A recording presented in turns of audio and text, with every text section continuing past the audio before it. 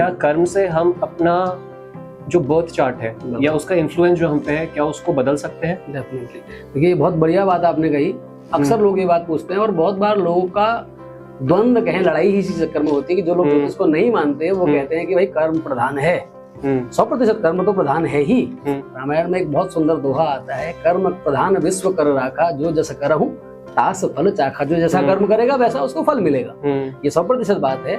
देखिए, कर्म की थ्योरी को अगर हम सोचे कि कर्म से भाग्य बनता है, हमारे वहां कहते हैं जैसा आप कर्म करेंगे उससे भाग्य बनेगा, और उसके अकॉर्डिंगली ही जैसा आपका भाग्य होगा उसके अनुरूप ही उस नक्षत्र में, उस समय में, उस स्थान में, उस परिवार में आपका जन्म होगा। मैं आपको थोड़ा सा एक और दृष्टांत बताऊं। Last year I was travelling to Dubai, I had a time, so I thought I should go outside and just chill something.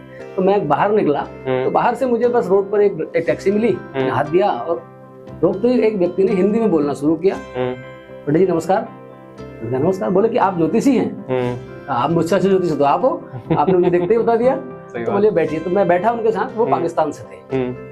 तो उन्होंने मुझसे कहा कि आप भाग्य बताते हैं लोगों का? मैंने कहा हाँ, हम प्रयास करते हैं। बोले मैं भाग्य को नहीं मानता, अच्छा, मैं कर्म को मानता हूँ। बिल्कुल सही है, कर्म भाग्य दोनों एक दूसरे के ही पलड़े, एक सिक्का उसके दो पलड़े हैं, कर्म और भाग्य। तो फिर जब बात चलती रही तो मैंने उनसे थोड़ा सा उस बात में हमने थोड़ा बात आगे बढ़ाया।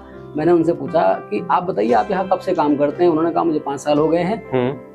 तो मैंने कहा आपके बॉस कौन है? उन्होंने कहा वो पाकिस्तान से ही हैं, लेकिन उनको यहाँ 10 साल लगभग हो चुके हैं, लेकिन वो अब अच्छा काम कर रहे हैं। तो मैंने उनसे कहा कितने पढ़े लिखे हैं? तो बोले पढ़े लिखे तो नहीं है वो। मैंने कहा आप? बोले मैंने तो अच्छी पढ़ाई की है, लेकिन मैं यहाँ ड्राइविंग कर रहा हूँ। जब गर्मी के दिन होते हैं, बहुत गर्म भी होता है, तो अगर सवारी ना मिले तो AC ऑफ करना पड़ता है, लेकिन मैं तो टैक्सी में बैठा हूँ।